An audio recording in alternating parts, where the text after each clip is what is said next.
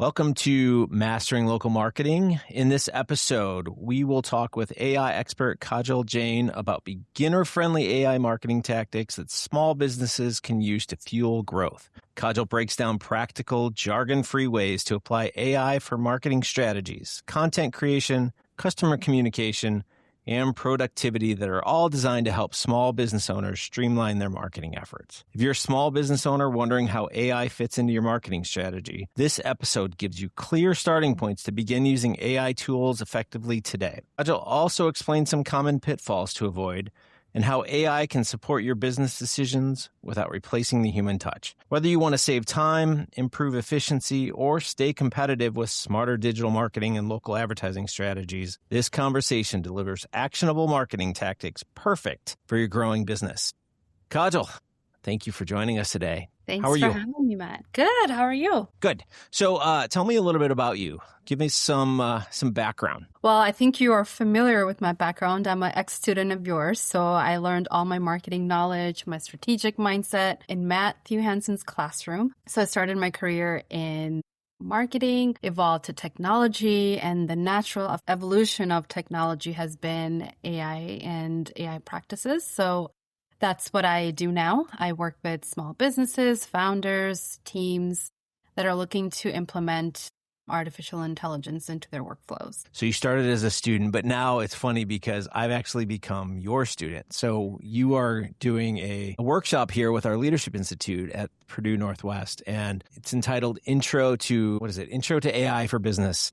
Correct. And Yeah. I'm excited. I know a lot about this, but I'm still learning just like everybody else. So I'm really interested to see where we go with that. But some of the things that I want to talk about today, we hear AI a lot, and a lot of people are very scared of AI or they're really excited. And I think there's a lot of confusion as well. So we have what we call AI, but then you'll also hear a term called LLM. And can you kind of explain what that is, what the differences are when we start saying those acronyms? Yes. So first of all, I want to talk about we should not be afraid of AI because it's just technology has evolved and AI is artificial intelligence, right? It mimics our decision-making thinking process, how we manage data, and how we can actually teach things. So if we take a step back, we have to think about AI is something that is in our control because we get to actually train it.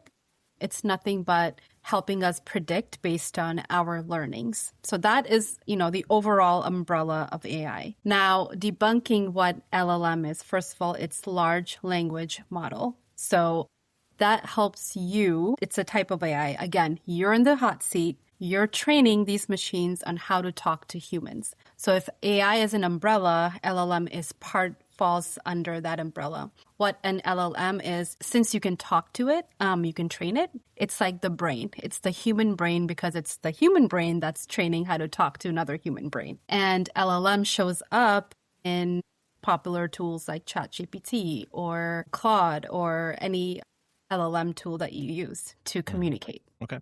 Perfect. So a lot of times when people are using these LLMs, like ChatGPT, for example, we go in there and we start to put in prompts, right? And it's things we want it to do. I hear a lot of times it doesn't do what I want it to do. And, I kind of laugh because, again, you have to understand that it's a conversation that you're having. You're training it. You're trying to get it to understand who you are. So when it comes to prompting, what are some of the things that you would tell small businesses that they need to focus on? Is it a series of steps? Is it just a long, ongoing conversation? Like, how would you summarize that?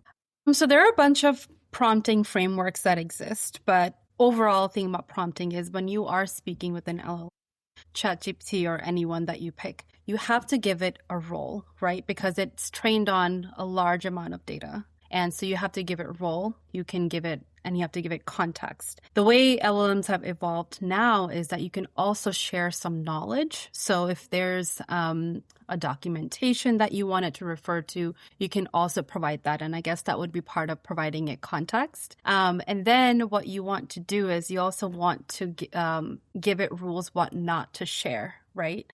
So be conscious of how you want your output to be. So I am I want you to act like X. This is your job. This is your role. These are your duties. You can refer to this document if you need to. In marketing, stay within my branding rules. These are my branding rules. Avoid these words. So it's literally talking to maybe like an intern. You're training them like this is who you're supposed to act like. These are your resources. I need you to do X, Y, and Z, and this is what you're not supposed to do. And when you give me an output, this is what it should look like. So that context versus tell me about, I don't know, water bottles, is very different, right? You can say you are a market research analyst doing a study of how water bottles are used in the US, specifically plastic wastage. These are my brand rules. Don't use these words. That's a different output versus like, give me a market research on water bottle. So again, it is in your hands. It is in our hands how we train it and how we speak with it. Yeah, it's funny. You're talking to different Matt Hansons when you say that, because when I first jumped in, it was all about like, oh, give me this and give me that. And I'm sitting there, I'm like, well, why isn't it doing this? But over time, I've learned, just like you've said, it's okay. You are, and I was laughing the other day. I said, okay, you are a day trader and you are looking at different stocks today. You've pulled these charts down. You like to tend to focus on these technical indicators. Can you provide me with a game plan in the next day, 7 days, 30 days out, looking at, upload the data and everything else? And it spit out all kinds of things. And I went, okay, that's interesting. But we're talking about marketing, right? So if you're trying to build social content, you're trying to build, let's call it presentations, anything like that, you've got to have a certain brand, a certain feel. The way that I talk is different from the way that you talk. We have certain things that we say as we're giving presentations, certain pauses that we do. There's all kinds of different personality traits that we can put into it that are going to kick back out in the long run. So again, we've been doing this podcast for a year. I can go in there and say, here's what we want to talk about. Here's 3 examples that I want to put in there. And it literally spits out a description and it spits out our outline notes. It will give me links to things that could potentially take us down a certain path. And it's because I've trained it to do that. And I think that's what you're saying is you're training an employee here. And a lot of people are, oh, it's going to take my job or it's going to, the end of the world. No, what we're doing is we're training an entry-level employee that starts to become a little bit more sophisticated, more years of experience, quote unquote. As you work with them longer, they become more efficient and allow you to do more. So you can be a one-person team, which is a lot of the people that are listening. You can be a one-person team, but you can have all of these resources there at your disposal to turn things around really fast, right? So at the first of the month, I have to sit down. I have client work that I have to do. It's whether it's a Facebook ad, an Instagram ad, Google paid search, whatever it is. And I can go in there and I've trained it to know the personality of the client. I need descriptions and headlines and, all this other stuff. And it will spit it out. And many times it'll take me 5 minutes to put these ads together because it's been trained so well. Whereas when I first started, again, give me ads, right? Sound like a caveman. That doesn't really work. So what we're saying here, I think what you said is we need to train it. We have to, I love it's a new employee or an intern that you're training to be part of your team. I think that's a great analogy here because most people just attack it like, give me this. You're not giving me anything of use coming back. So I love that part. Another thing that we have to talk about is, governance, right? So if you take a logo, and I mentioned before we jumped on today, if you took Nike's logo and said, I want something very similar to this, and you upload that and it comes out with something very similar and you start to use that, could we be in some issues there? Absolutely. I think just like you wouldn't give, again, going back to the employee example, just like you wouldn't go up to a creative team and you say, hey, this is my business. They wouldn't create a logo that looks like an existing logo. So you can definitely get in trouble. And that's part of, there's a whole section of AI and ethics and guardrails, like whether it's image generation, whether it's data ingestion, because you can have very biased data in your system as well. So yes, you can definitely get in trouble if that's don't think AI would AI can generate something, right? Like very similar to like a Starbucks logo or a Nike logo. But again, it's on us. That's where the human in the loop element will always stick around.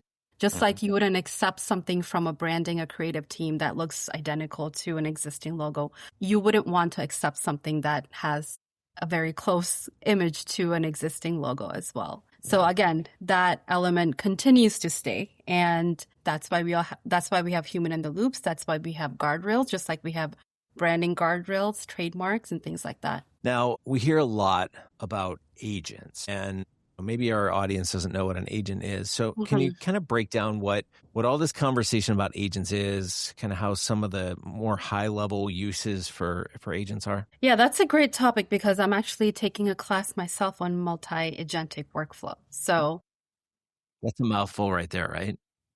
we'll talk about it offline. It's been really fun. So, okay, well, why don't we break it down? So, artificial intelligence 3 years ago was using an LLM, which is, again, the brain of how we access the information that we've trained it on. So we go on to ChatGPT. Sorry, I keep using ChatGPT. That's like my go-to. So it's you need a human to go in there, write a prompt, right? So that's it's a two-way communication. It doesn't do anything it doesn't give you an output unless it has an input.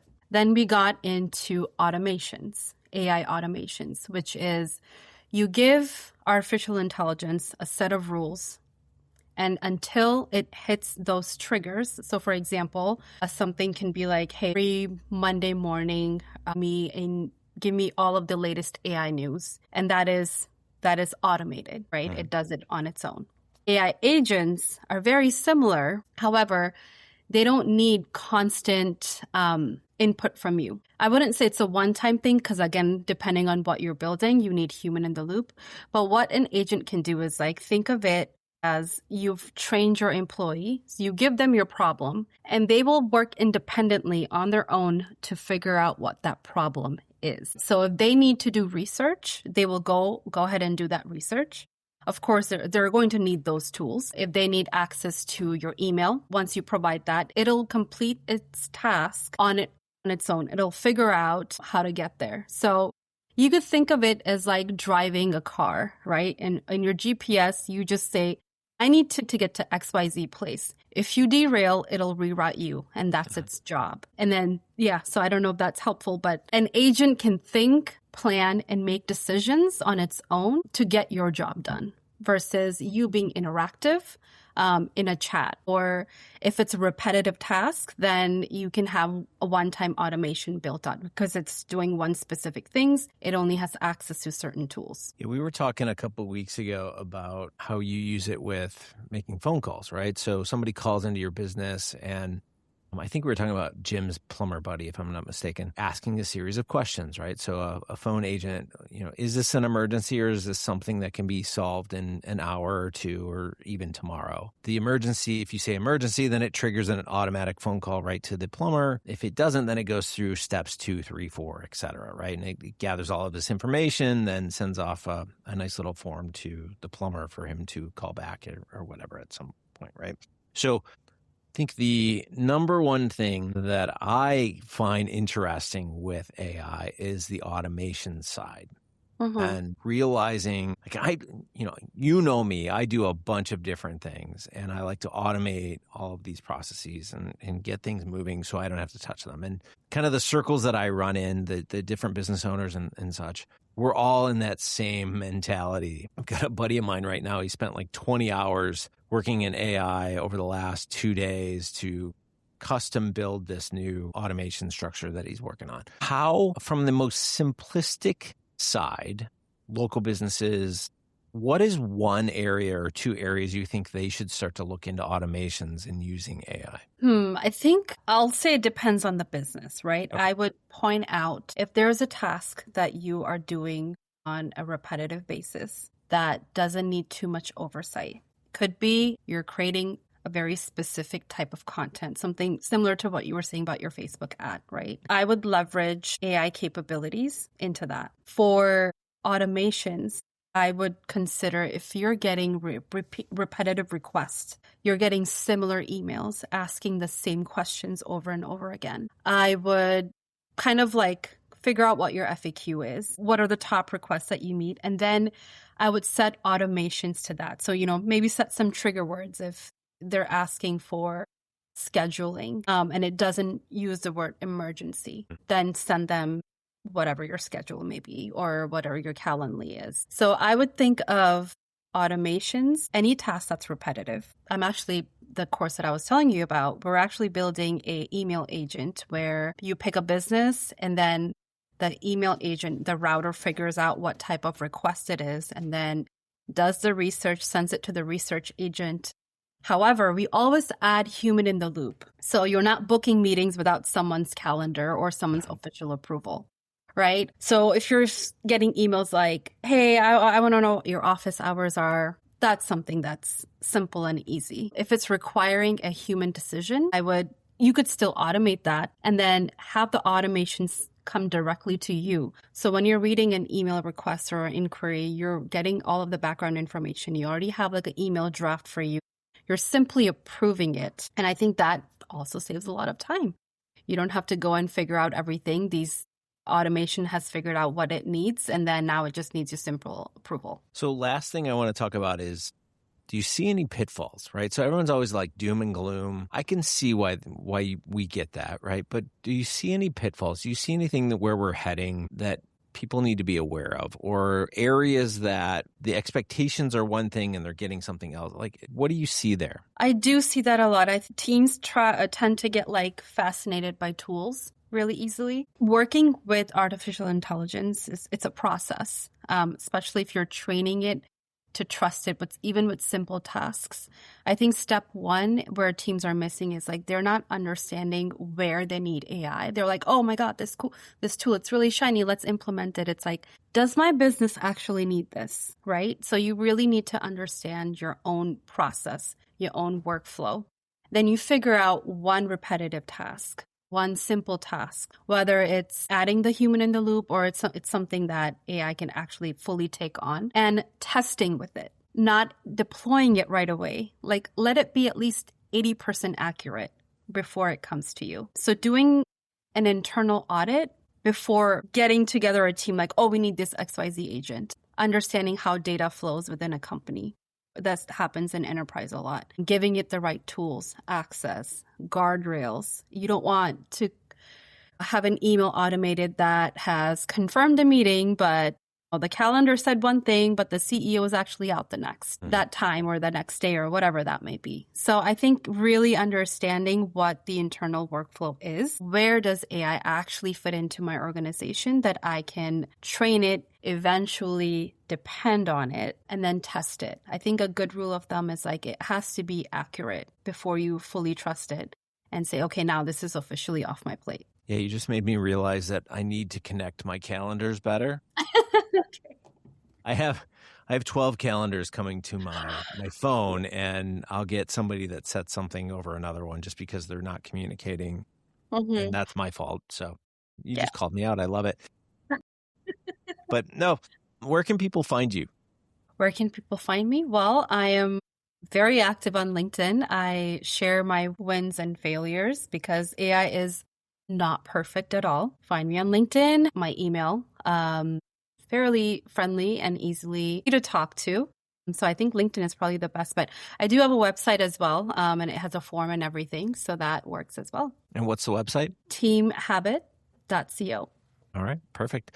Well, thank you for coming on today. I'm really excited to have you in for the workshop in the next couple of weeks. If anyone's interested in joining that workshop, you can go over to PNW, so that's Purdue Northwest, pnw.edu/Leadership Institute. So if you want to join us for that, you can come see us and you can see all the wonderful things that Kajal is going to share with us. Kajal, I want to say thank you. I look forward to seeing you in the next couple of weeks. Thank you for doing everything that you're doing with us. First, thank you for having me, and I'm very excited as well. I'm looking to give back. It's a full circle. Sounds good. I love that.